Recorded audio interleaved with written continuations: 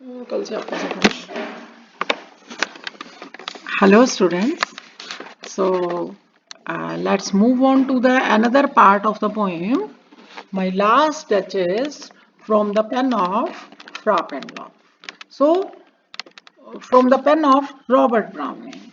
So I told you that here the Duke of Ferrara is there, and who is showing his picture gallery to the envoy of nearby county, and he has brought the marriage proposal for this Duke of Ferrara, and this Duke of Ferrara is a widow, है ना? So he is showing that messenger the portrait of his last duchess who is in the portrait gallery.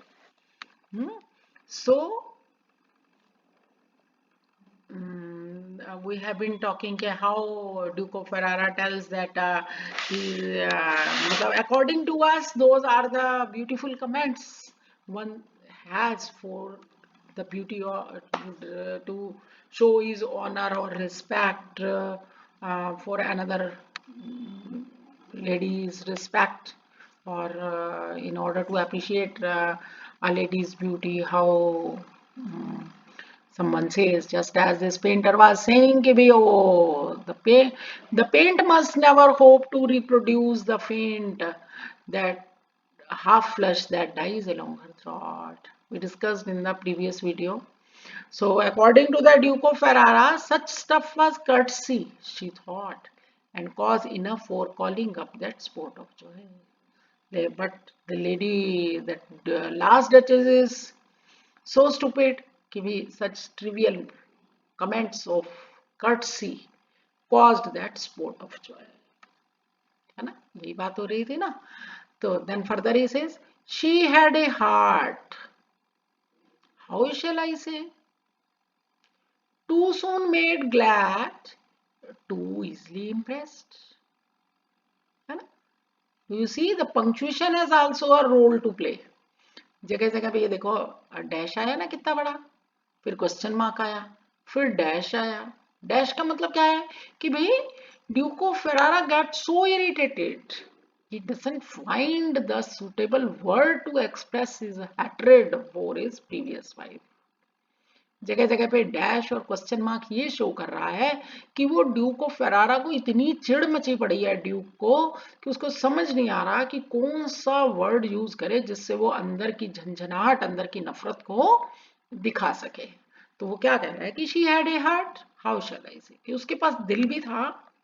किसके पास? उसकी last duchess के पास, उसकी wife के पास दिल भी था कोई. कहता मैं कैसे कह सकता हूं उसके पास दिल है. Too soon made glad, too easily impressed, कि भी वो कोई दिल हुआ जो इतनी जल्दी खुश हो जाए और इतनी जल्दी इम्प्रेस हो जाए, है ना?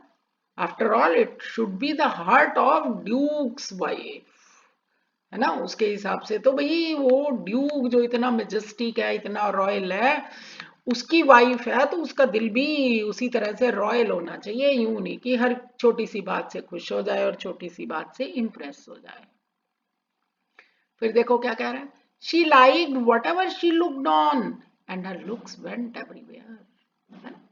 फिर वो क्या कह रहा है कि she liked whatever she looked on, कि वो हर चीज पसंद करती थी जिसको भी देखती थी, and her looks went everywhere, और वो हर चीज देखती भी जरूर थी, है ना? देखो ड्यूक ऑफ फेरारा यूं दिखाना चाह रहा है कि his wife had no sense of discrimination, कि इतनी रॉयल लेडी होना चाहिए था उसको, क्योंकि वो आफ्टर ऑल ड्यूक की वाइफ थी. लेकिन उसको दुख और चिड़ांत इस बात की है कि भी उसमें सेंस ऑफ डिस्क्रिमिनेशन ही नहीं थी, उसमें वो कोई रॉयलिटी ही नहीं थी, उसमें वो कोई रिजर्व्ड होकर रहना ही नहीं आता था उसको. तो वो क्या कह रहा है, she liked whatever she looked on and her looks went everywhere, कि वो तो हर कुछ पसंद कर लेती थी जो भी देखती थी, है ना? और वो हर चीज देखती भी जरूर थी. Sir it was all one. देखो मार्क ऑफ एक्सक्लेमेशन फिर दिखा रहा है उसका गुस्सा कि भी सर, सर कौन? वही एनवॉय मैसेंजर को कह रहा है कि सर सबसे बड़ी बात उसके लिए सब कुछ एक ही था, उसको कोई डिस्क्रिमिनेशन नहीं करना आता था, उसको डिफ्रेंशिएट नहीं करना आता था अच्छे और बुरे का, है ना, छोटे और बड़े का। My fever at her breast, the dropping of the daylight in the west, the bow of cherries some officious fool broke in the orchard for her, the white mule she rode round the terrace, all and each would draw from her alike the approving speech. उसके लिए सब कुछ एक जैसा था। My favour at her breast का मतलब क्या हो गया कि suppose the duke of Ferrara has given her a gift to wear at her breast, मतलब कि he has given the gift of a necklace. Suppose duke of Ferrara has given her a gift of beautiful and costly necklace to wear at her breast, she would be happy, है ना। लेकिन वो उतनी ही खुश होएगी जितना कि वो खुश होएगी when she will see the dropping of the day light in the west, जब वो सेटिंग सन की लाइट को देखेगी। जब सूरज पश्चिम में अस्त होता है तो उस टाइम सूरज की जो ड्रॉपिंग लाइट जो होती है, डे लाइट गोल्डन कलर की होती है, तो उस गोल्डन कलर की लाइट को देख के भी उतनी खुश होएगी जितनी कि वो उस ब्रेसलेट, उस नेकलेस को देख के खुश होएगी जो किंग ने, ड्यूक ने उसको गिफ्ट किया। या the bow of cherries some officious fool broke in the orchard for her, या चेरीज का एक गुच्छा, चेरीज फ्रूट होता है ना, तो कहता है कि उसका एक गुच्छा किसी माली ने समझ लो या कोई भी उनका ऑफिशियल सर्वेंट है, उसने गार्डन में से तोड़ के उसको वो फूलों चेरीज का सपोज एक बंच गिफ्ट कर दिया, तो भी वो उतनी खुश होएगी। The white mule she rode with round the terrace. Mule क्या होता है, फीमेल हॉर्स को कहते हैं। या सफेद रंग की घोड़ी पे बैठ के उसने टेरेस का एक चक्कर लगा लिया तो भी वो उतनी खुश होगी। तो द पॉइंट इज कि डचेस को सेंस ऑफ डिस्क्रिमिनेशन नहीं करना आता था। उसको किंग को यूं लगता है, ड्यूक को यूं लगता है कि अगर उसने उसको कोई नेकलेस जैसे गिफ्ट किया, इतना कॉस्टली नेकलेस और इतना खूबसूरत नेकलेस, और आफ्टर ऑल किंग जैसी मेजेस्टिक पर्सनालिटी ने किया, तो उसको एक्स्ट्राऑर्डिनरी खुश होना चाहिए उसकी उस खुशी में, और वो बाकी सारी चीजों में जो खुशी मिलती है उसमें और उनमें फर्क होना चाहिए, है ना, ऐसा उसको लगता है।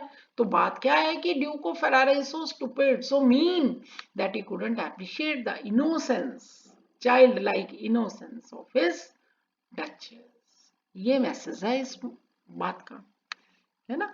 All and each would draw from her alike the approving speech, की सारी चीजें उसको एक जैसी पसंद आती थी, और ब्लश एट लीस्ट, या वो एक जैसा सा ही शर्माती थी, है ना, एक जैसा सा ही वो अपना कर्टियस बिहेवियर दिखाती।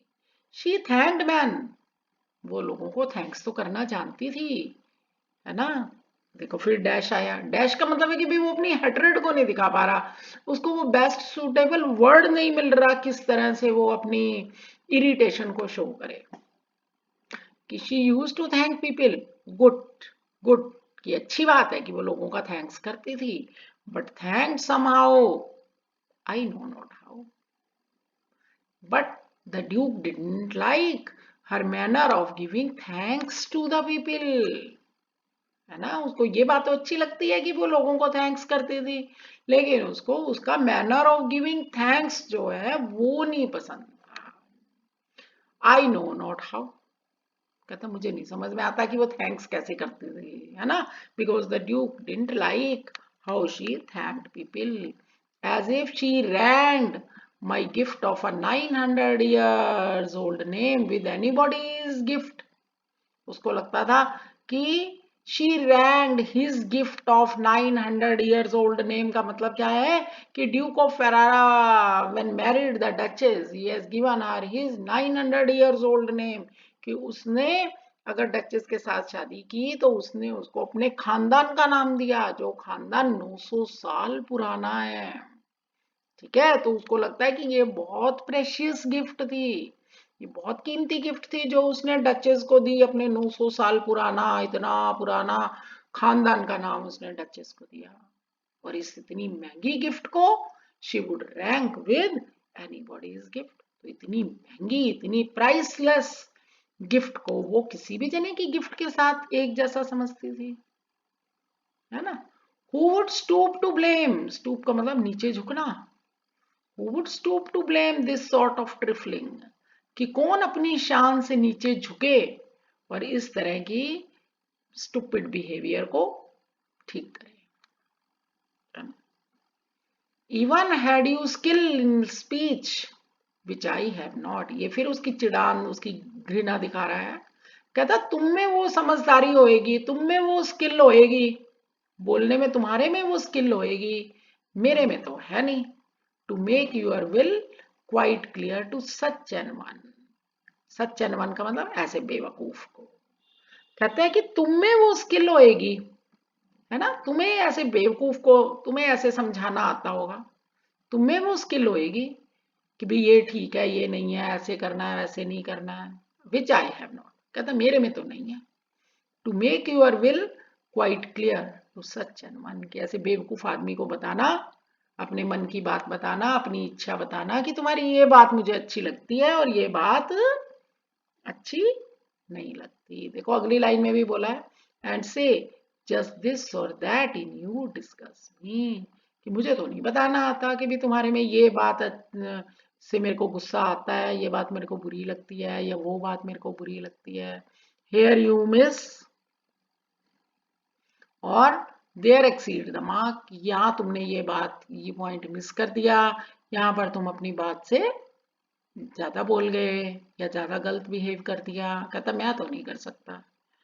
And if she let herself be lesson, so suppose she is ready to get herself corrected, है ना, कि मान लो वो ये तैयार भी हो आपकी अप्रिसिएट, आपकी क्रिटिसिज्म को वो पॉजिटिव ले, कि तुम उसकी आलोचना कर रहे हो, तुम उसको उसकी गलतियां बता रहे हो और वो उनसे सीखने के लिए भी तैयार हो, है ना। Nor plainly set her wits to yours, wits का मतलब आर्ग्यूमेंट, है ना, कि वो तुम्हारे सामने बहस ना करे, है ना। Four soothe and made excuse, कि तुम्हारे सामने कोई बहाने नहीं कर रही, कोई एक्सक्यूज नहीं कर रही, कोई बहस नहीं कर रही, है ना। Even then would be some stooping, है ना, कि चुपचाप अगर वो अपने क्रिटिसिज्म को एक्सेप्ट कर रही है और उससे कुछ सही अपना बिहेवियर ठीक करने के लिए तैयार है, even then would be some stooping, कहता फिर भी तो कुछ झुकना हुआ, अपनी शान से नीचे गिरना हुआ। And I choose never to stoop, और मैंने अपनी शान से नीचे झुकना कभी नहीं पसंद किया। अब और क्लियर हो गई ना तुमको पिक्चर कि भैया ड्यूक ऑफ फेरारा कैसा व्यक्ति है। आगे देखो, oh sir she smiled no doubt whenever I passed her. He says कि it's not that she never smiled, ऐसा नहीं है कि वो उसको स्माइल नहीं देती थी जब भी वो उसके पास से गुजरता था, but who passed without much the same smile, लेकिन ऐसा कौन सा व्यक्ति है जिसको वो उसी तरह की सेम स्माइल ना देती हो, है ना। तो वो तो उसकी स्माइल पे भी कमांड करना चाह रहा है, उसकी स्माइल को भी होल्ड करना चाह रहा है। ही वांट्स कि जो स्माइल उसको डचेस देती है वो स्माइल स्पेशल होनी चाहिए, वो स्माइल दूसरों से डिफरेंट होनी चाहिए। Such is this dealer of human souls. देखो फिर क्या कह रहा है, this grew, I gave commands, then all smiles stopped together, कि this sort of behavior grew, कि ऐसा behavior डचेस का बढ़ता गया बढ़ता गया बढ़ता गया। कहता फिर मैंने ऑर्डर दिया और फिर क्या हुआ, मैंने उसकी सारी स्माइल्स को एकदम से बंद कर दिया। this grew, I gave commands, then all smiles stopped together। क्या किया उसने, he got her murdered, यही बात है ना। There she stands as if alive, है ना, तो वो देखो वहां पर वो बिल्कुल अलाइव लग रही है ना, कि he could appreciate the life-like portrait of his last duchess, but he couldn't tolerate his wife in reality. He couldn't tolerate his wife when she was alive, कि उसकी वाइफ जब जिंदा थी तब तो उसको बर्दाश्त ही नहीं कर सका, और मरने के बाद उसका पोर्ट्रेट ऐसे बनवा के टंगा रखा है कि पता नहीं कितना प्यार करता था। और सच क्या है कि उसने खुद ने मर्डर करवाया, है ना। अब उसने जो कुछ भी कहना था वो उसने बोल दिया। अब कह रहा है will it please you rise, you किसके लिए यूज हुआ, उसी एनवॉय के लिए, उसी मैसेंजर के लिए जो काउंट का आया। तो उसने अपनी बात पूरी कर दिया, उसको कहता है कि चलो उठो चलें, we will meet the company below. और भी लोग आए होंगे ना, क्योंकि राजा के लिए मैरिज प्रपोजल आई है तो अकेला मैसेंजर थोड़ा ना आया होगा, और भी बहुत से लोग आए होंगे। तो कहता है चलो नीचे चलते हैं, नीचे और लोग भी वेट कर रहे हैं, कंपनी मतलब लोग। देन आई रिपीट, आगे देखो इतने में बात नहीं खत्म हुई। The count your masters non munificence is ample warrant that no just pretense of mine for dowry will be disallowed, though his daughter, fair daughter, self as I vowed about at starting is my object, है ना। कहता है कि count जो कि तुम्हारा master है, उसकी उदारता, म्यूनिफिसेंस मतलब उदारता, उसकी उदारता जो है बहुत फेमस है। उसके लिए कोई, वो अपने आप में ही सफिशिएंट है, एम्पल मतलब काफी, सफिशिएंट है, warrant that no just pretence, कि the generosity of your master is in itself too much and I know that it is not a pretence, ये दिखावा नहीं है उसकी उदारता, है ना। हालांकि मैंने उसको पहले से ही मैंने ये मैसेज कर दिया है कि मैं डॉवरी नहीं चाह रहा, मेरा इंटरेस्ट उसकी बेटी में है, as I avowed at starting is my object. मैंने स्टार्टिंग में ही कह दिया कि मैं जो है कि ड्यूक ऑफ फेरारा जो है वो कह रहा है कि मैं सिर्फ उसकी बेटी में इंटरेस्टेड हूँ, मैं उस डॉवरी में इंटरेस्टेड नहीं हूँ, है ना। जबकि मेरे को ये बात अच्छे से पता है कि तुम्हारा जो मास्टर है वो बहुत ज्यादा उदार है, वो कोई दिखावा नहीं है उसकी उदारता, क्योंकि उसने बहुत ज्यादा डॉवरी देनी है, यही कहना चाह रहा है ना। तो इनडायरेक्ट वे से देखो कितना ग्रीडी है ये ड्यूक ऑफ फेरारा, कि वो अपने दहेज जो वो लाएगी लड़की उसके लिए उसको पक्का कर रहा है कि भी वो उसकी उदारता दिखावा नहीं है ना। कि चाहे मैंने कह दिया स्टार्टिंग में कि मेरा इंटरेस्ट उसकी बेटी में है, दहेज में नहीं है, तो राउंड अबाउट वे से दहेज के लिए भी पक्का कर रहा है, इतना लालची है ना। Nay we will go together down, चलो हम इकट्ठे नीचे चलते हैं। फिर सीढ़ियों से उतर रहे होते हैं ना, तो रास्ते में एक स्टैचू पड़ा है। पहले लोगों को, आजकल भी लोगों को इंटरेस्ट है अपने घरों में ऐसे ब्रॉन्ज के स्टैचू रखते हैं, तांबे के, पीतल के, बड़े बड़े, है ना। जस्ट लोगों को ये इंप्रेशन देखने देने के लिए कि भाई वो कितना ज्यादा कल्चर की रिस्पेक्ट करते हैं, कितना ज्यादा आर्ट्स के शौकीन है ना। तो वो रास्ते में एक नेपच्यून, नेपच्यून कौन है, नेपच्यून सी हॉर्स को कहते हैं। तो वो एक घोड़े पे बैठा है, सी हॉर्स पे, टेमिंग ए सी हॉर्स, टेमिंग मतलब कंट्रोल करना। तो सी हॉर्स पे वो गॉड बैठे हैं, गॉड कौन है, नेपच्यून, है ना, सी गॉड का नाम है। और उन्होंने उस घोड़े की लगाम अपने हाथ में पकड़ी हुई है, ठीक है। तो क्या कहना चाह रही हूँ कि भी एक स्टैच्यू है जिसमें सी हॉर्स के ऊपर गॉड जो नेपच्यून है, गॉड नेपच्यून गॉड जो सी गॉड है वो बैठे हुए हैं, और उनके हाथ में उस घोड़े की लगाम पकड़ी हुई है। तो ये स्टैचू है, रास्ते में पड़ा है सीढ़ियों से उतरते टाइम। थॉट अ रेयरिटी, वो उसको कह रहा है कि it's a rare work of art, यानी कि ऐसे वर्क ऑफ आर्ट जो है बहुत रेयर मिलते हैं, ऐसे works of art which Claus of Innsbruck cast in bronze for me। Claus of Innsbruck sculpture है, वो शिल्पकार है जिसने वो स्टैच्यू बनाया था। तो कहता है कि क्लॉज ऑफ इंसब्रक ने ये स्टैच्यू ब्रॉन्ज में मेरे लिए बनाया था।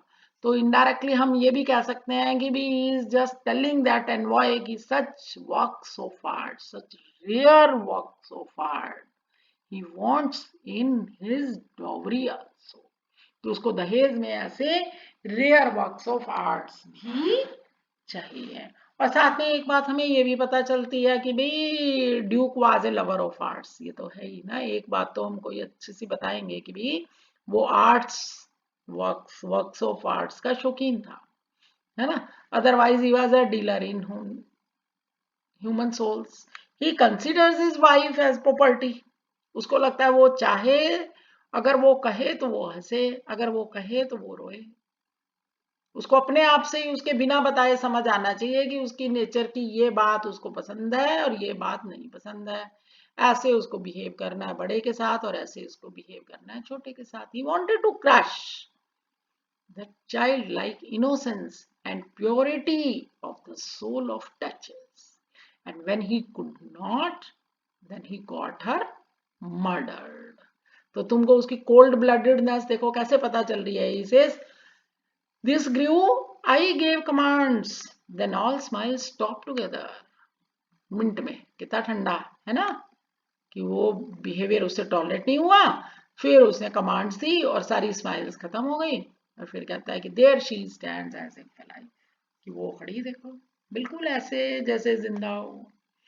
So I love this poem and it's a very beautiful, and it brings out so beautifully the inner mindset of the Duke of Ferrara. The Duke of Ferrara wants to present him. He, of course, this thing could also be there. He is telling all these things. He is telling so much about his last duchess because he wanted to give the envoy the impression that he would not tolerate such sort of behavior from his next wife.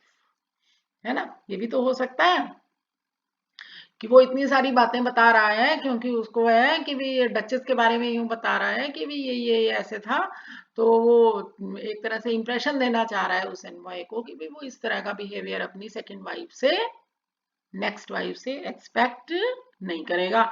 और अगर वो ऐसा करेगी तो उसके साथ भी ऐसा ही होगा जैसा पीछे वाली के साथ होगा। यही बात है ना। So anyway, it was such a beautiful poem and I hope you will definitely understand it when you will go on rewinding the video lecture whenever you feel so. Thank you. And it was one of my favorite poems also from the pen of Robert Browning. Thank you.